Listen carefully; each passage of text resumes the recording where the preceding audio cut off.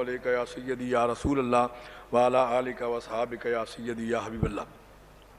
سب سے پہلے میری دعوت پر تشریف لانے والے جملہ مشائخ الزام پاکستان بر کے چاروں صوبوں اور آزاد کشمیر سمیت جتنے بھی احباب مشائخ الزام تشریف لائے ان کا اور بالخصوص جناب محمد عمران خان نیازی صاحب کا شکریہ ادا کرتا ہوں کہ انہوں نے ہماری دعوت کو قبول کیا اور آج کے اس عظیم الشان مشائخ کنونشن میں تشریف فرما ہوئے۔ حضرات گرامی قدر، آپ تقریباً 2:30 بجے سے تحریک پاکستان کے حوالے سے علماء کرام کے خطابات سماعت فرما رہے ہیں۔ تحریک پاکستان میں اس دور میں حضرت قبلہ عالم امیر ملت پیر جماعت علی شاہ صاحب محدث علی پوری نے ایک جاندار کردار جو ہے وہ ادا کیا۔ حضرت قائد اعظم محمد علی جناح نبی کریم صلی اللہ علیہ وآلہ وسلم کی حکم پر جب لندن سے پاکستان آئے تو کراچی کا اجلاس ہوا۔ کراچی کے اجلاس کے بعد قائد اعظم نے کہا کہ میں جس مقصد کے لیے آیا ہوں مجھے لگتا نہیں ہے کہ وہ مقصد جو ہے وہ آپ سے پورا ہو سکے۔ مجھے یہ بتایا جائے کہ پورے بر صغیر میں کوئی ایک شخصیت ہو جو فرد واحد ہو اور پوری ملت اسلامیہ اس پر متحد ہو اور پوری قوم اس کو تسلیم کرتی ہو۔ اگر کوئی ایسا شخص ہے تو مجھے بتائیں، میں خود چل کر اس کے پاس جانے کے لیے تیار ہوں۔ تو پھر نواب بہادر یار جنگ صدر مسلم لیگ اس دور کے، انہوں نے حضرت پیر جماعت علی شاہ صاحب کا نام پیش کیا اور کشمیریوں کے لیڈر چودھری غلام عباس صاحب انہوں نے اس کو سیکنڈ کیا کہ جناب اس وقت پوری ملت اسلامیہ نے جن کو اپنا امیر منتخب کر لیا ہے وہ حضرت امیر ملت پیر جماعت علی شاہ صاحب محدث علی پوری ہے۔ تو حضرت قبلہ عالم امیر ملت پیر جماعت علی شاہ صاحب محدث علی پوری کو جب بتایا گیا کہ قائد اعظم آپ سے ملنا چاہتے ہیں تو آپ نے فرمایا کہ اگر وہ کراچی سے آ رہے ہیں تو میرے مہمان ہیں، میرا بھی حق بنتا ہے کہ میں یہاں سے آگے سفر کر کے پہنچوں۔ لاہور میں تشریف لائے اور لاہور میں دونوں احباب کی ملاقات ہوئی۔ حضرت امیر ملت نے فرمایا کہ قائد اعظم جو کام تم کرنے جا رہے ہو وہ میرا کام تھا، پوری قوم نے مجھے اپنا امیر منتخب کیا۔ میں یہ سمجھتا ہوں میرا بوجھ تمہارے کاندھوں پر آن پڑا ہے، اس لیے میں اپنا فرض منصبی سمجھتا ہوں تمہاری مدد کرنا۔ اب تم آرام سے بیٹھو، میں پورے ملک کا دورہ کرتا ہوں۔ تو حضرت قبلہ عالم امیر ملت پیر جماعت علی شاہ صاحب نے پورے بر صغیر کا دورہ کیا اور قوم کو متحد کیا اور ان کو کہا کہ اس وقت اگر پاکستان بنانا ہے تو اس کے لیے ضروری ہے کہ تم قائد اعظم کے ساتھ ہو جاؤ، مسلم لیگ کے ساتھ ہو جاؤ۔ اور سب سے پہلے آپ نے نعرہ دیا کہ مسلم ہے تو مسلم لیگ میں آ۔ میں اس مسلم لیگ کی بات کر رہا ہوں، آج کی مسلم لیگ کی کسی کی بات نہیں کر رہا۔ اس مسلم لیگ میں حضرت قبلہ عالم نے سب سے پہلے جو جھنڈا ہے پاکستان کا، یہ وہاں آپ نے کشمیر میں جو قائد اعظم کی دعوت کی نشاط باغ سری نگر میں، اس میں قائد اعظم کو جھنڈا دیا اور فرمایا کہ آج کے بعد جہاں بھی آپ نے جانا ہے یہ جھنڈا لے کے جانا ہے اور لوگوں کو بتانا ہے کہ اگر تم اسلام کے جھنڈے کے نیچے آنا چاہتے ہو تو یہ مسلم لیگ کا جھنڈا جو ہمارے ہاتھ میں ہے۔ تو حضرت قبلہ عالم کے اس حکم پر قائد اعظم جہاں بھی جاتے چھوٹے چھوٹے 2 جھنڈے تھے۔ اس کے بعد بنارس سنی کانفرنس، جس کا یہ تسلسل میں سمجھتا ہوں کہ آج کی یہ کانفرنس جو ہے یہ بنارس سنی کانفرنس کا تسلسل ہے۔ بنارس سنی کانفرنس میں 6000 مشائخ الزام اور علماء کرام سٹیج پر موجود ہیں اور 5 سے 7 لاکھ کا اجتماع ہے۔ حضرت امیر ملت کو جب پتا چلا کہ کچھ لوگ قائد اعظم کو کافر کہتے ہیں، کچھ اس کو مرتد کہتے ہیں، کچھ اس کو ان پر یہودیوں اور انگریزوں کا ایجنٹ کہتے ہیں، تو آپ اسٹیج پر پہنچے۔ مولانا نعیم الدین مراد آبادی اس سٹیج سیکرٹری تھے، ناظم اعلیٰ تھے، حضرت امیر ملت صدر تھے۔ تو حضرت قبلہ عالم نے سپیکر لیا اور سب سے پہلے خطاب فرمایا۔ آخری خطاب آپ کا 4 گھنٹے کا ہے جو چھپا ہوا ہے، یہ صرف 4-5 منٹ کا خطاب۔ آپ نے فرمایا لوگوں سن لو، تم قائد اعظم کو کافر کہتے ہو، کوئی اس کو مرتد کہتا ہے، کوئی اس کے جو ہے وہ دین پر آواز اٹھاتا ہے۔ آپ نے فرمایا کہ تم قائد اعظم کو کافر کہتے ہو، میں اس کو اللہ کا ولی کہتا ہوں۔ اور آپ نے فرمایا کہ تم اپنی طرف سے کہتے ہو، میں اللہ کے قرآن سے کہتا ہوں. اور آپ نے آیت کریمہ پڑھی، ان الذین آمنوا وعملوا الصالحات سیجعل لهم الرحمن ودا. وہ لوگ جو ایمان لائے، نیک اور اچھے عمل کیے، اللہ تعالیٰ ان کے دلوں میں لوگوں کی محبت ڈال دیتا ہے.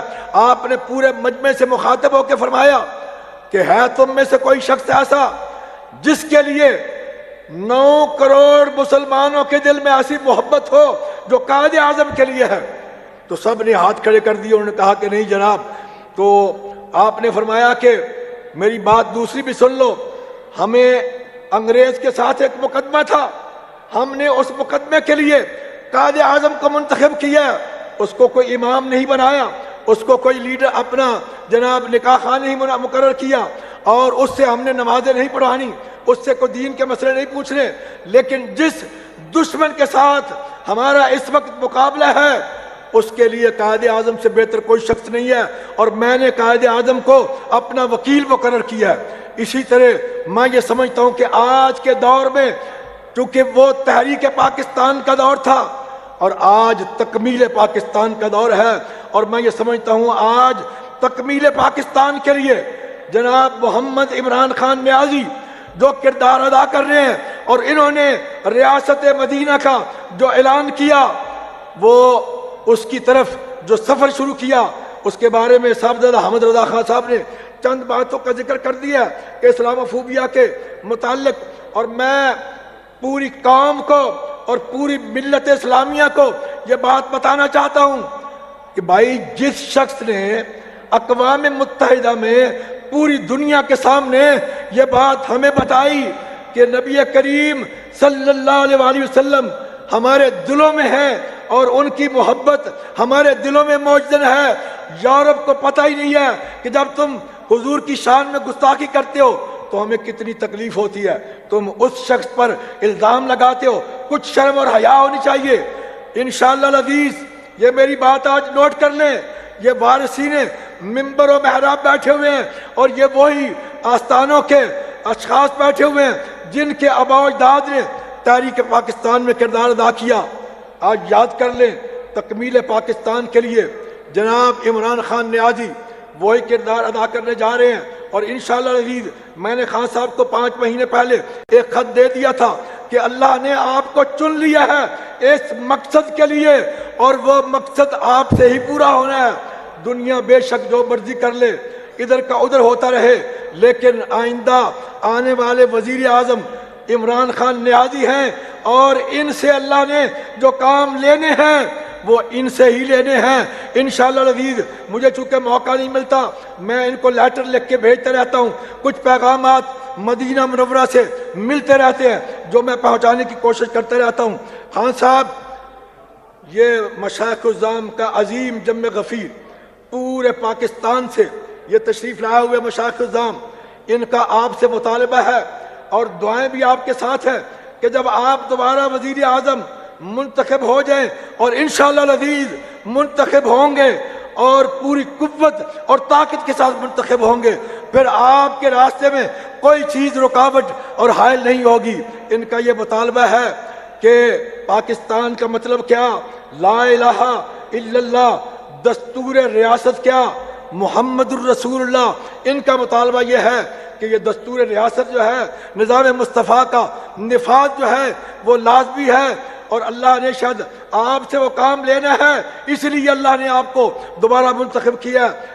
اور جناب میں یہ بھی عرض کرنا چاہتا ہوں کہ اس وقت جو مختلف بل پاس ہو رہے ہیں، اور اس حکومت نے جو بل پاس کیا، ہم یہ اتنے بڑے حوص سے اس کی مکمل تردید کرتے ہیں، اور ان کو یہ بتانا چاہتے ہیں کہ تم اللہ کے غضب کو دعوت دے رہے ہو. اور خان صاحب سے یہ گزارش ہے کہ KPK اور پنجاب میں آپ کی حکومت ہے، اور آپ ان کو بھی کہیں کہ یہاں اپنے حکومت میں، پارلیمنٹ میں یہ اس بل کے خلاف جو ہے وہ قراردادیں جو ہے وہ منظور کریں. اور میں یہ سمجھتا ہوں کہ اس وقت جو پنجاب کی حکومت نے ختم نبوت کے حوالے سے جو کردار پہلے بھی ادا کیا ہے، اور اب بھی جو کردار ادا کیا جا رہا ہے، میں یہ سمجھتا ہوں کہ اس کے پیچھے خان صاحب کا ہاتھ ہے، اور خان صاحب کی وجہ سے آج ختم نبوت کے حوالے سے ان کی جو مساجد ہیں ان پر لکھ دیا گیا ہے۔ حضرات گرامی قدر، مشائخ الزام چونکہ پاکستان کی نظریاتی سرحدوں کی حفاظت مشائخ الزام کا حصہ ہے، اس کے وارث وہ ہیں، اور پاکستان کی ملکی سرحدوں کی حفاظت پاکستان کی مسلح فورسز جو ہے وہ کر رہی ہیں، وہ ان کا حصہ ہے۔ اس لیے جناب ختم نبوت کے حوالے سے بھی جو خان صاحب کا کردار ہے وہ اظہر من الشمس ہے۔ اس لیے حضرات گرامی قدر، میں خان صاحب کو بار دیگر مبارکباد بھی پیش کرتا ہوں کہ جس طریقے سے انہوں نے پاکستان کا مقدمہ لڑا ہے، اور انشاءاللہ العزیز ان قریب وہ وقت آنے والا ہے کہ خان صاحب سے اللہ نے یہ کام لینا ہے۔ اللہ تعالیٰ میرا آپ کا حامی ناصر ہو۔ میں ایک مرتبہ پھر آپ تمام احباب، مشائخ الزام، علماء کرام اور بالخصوص خان صاحب اور ان کی جملہ ٹیم کا شکریہ ادا کرتا ہوں کہ جو ہماری دعوت پر تشریف لائے۔